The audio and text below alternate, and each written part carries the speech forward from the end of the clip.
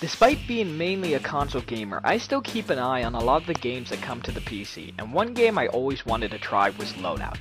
It looked to be a much dirtier, raunchier version of Team Fortress 2, which also allowed you to create your own guns with near limitless potential.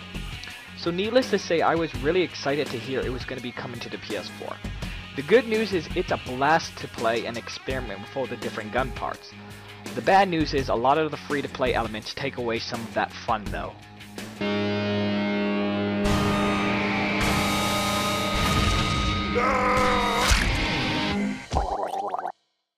This game has a super cartoony art style that is silly as it is gory.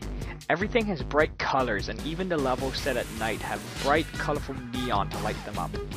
The overall world design and style of the game is rather simple, but the enemy design is very creative and very reminiscent of something from a Saturday morning cartoon.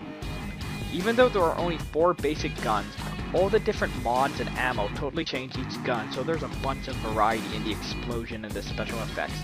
However, the best thing about this game is the goofy sense of humor it has. Health packs are huge syringes that stick to your body and dangle around as you run. Headshots leave nothing but a pair of floating eyeballs on a brain. The more damage you take, the more holes your character gets, and out of each one spurts out fountains of blood.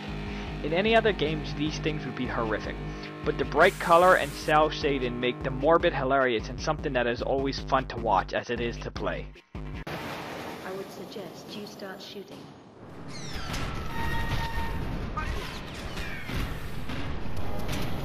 There's no story mode to speak of in this game, though you can choose to work on a team with other players to fight the AI. The only downside of this mode is that they offer you many challenges to try and complete during the match. The problem with this is each match is randomized, so sometimes you'll be asked to get 3 melee kills and launch into a capture the flag game. Not only do you have to win the match, but complete the side task as well. Not simply winning the match will do. It's not completely broken, but there are times where you may have to replay a mission a couple of times until you get it. Beyond that, there's the standard multiplayer, which has modes like kill confirm, defend an object, capture the point, and hold the point. The actual gameplay is pretty standard for multiplayer, but it's much faster and more chaotic. This isn't a thinking man's game. You run in guns a-blazing and keep your finger on the trigger until everything stops moving. In terms of combat, there isn't anything new or original on show here. The real focus of this game is the weapon creator. There are thousands of different parts that affect everything from the scopes to the triggers to the barrel and even more.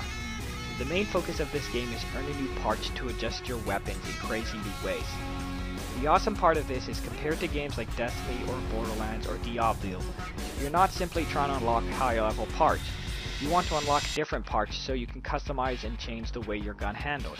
You can start with an iron sight shotgun that has a burst trigger and change it into an assault rifle with a huge zoom and a single shot trigger.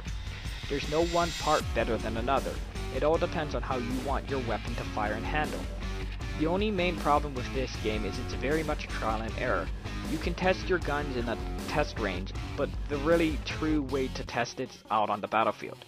The of course downside with this is you can tell within a few minutes if your new setup is working or not, but you're stuck with that setup until the match ends or you just quit. There's also the fact that sniper rifle is utterly useless. Enemies move way too fast and the bullets are far too weak to properly make headshots count unless you spend a lot of money to buy parts to make that setup effective.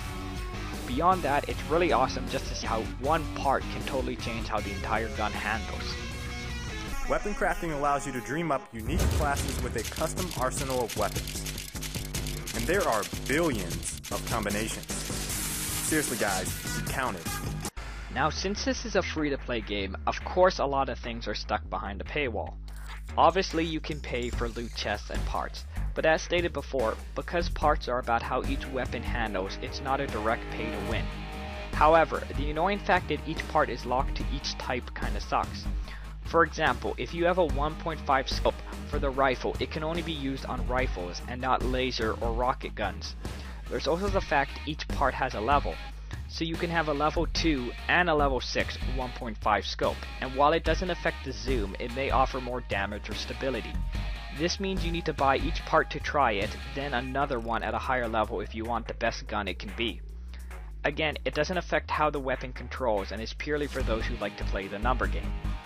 There's also the annoying aspect that the costume parts and different dances can only be paid for with real cash, which really sucks considering how much of this game is about goofy silliness. It loses its charm when you see everybody in the default outfit. It's also weird that while you can give weapons crazy names, you can't change the color of them. You also only start with one loadout, which is kind of weird considering that's the name of the game. To me, it wasn't a huge problem as you can change loadouts after each match, but for those who like to switch during mid-match, they may find this annoying. Overall, it isn't too intrusive as you can earn coin and parts through normal gameplay, but it is a slow crawl and definitely gets to that point where you often get short in pain just to get the good parts.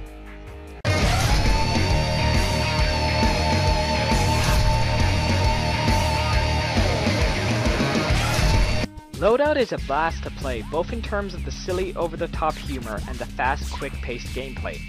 The fact that most of the silly, goofy stuff the game was sold on is stuck behind the paywall gets annoying at times, but it never becomes enough to ruin the experience of blowing heads off and making fountains of blood.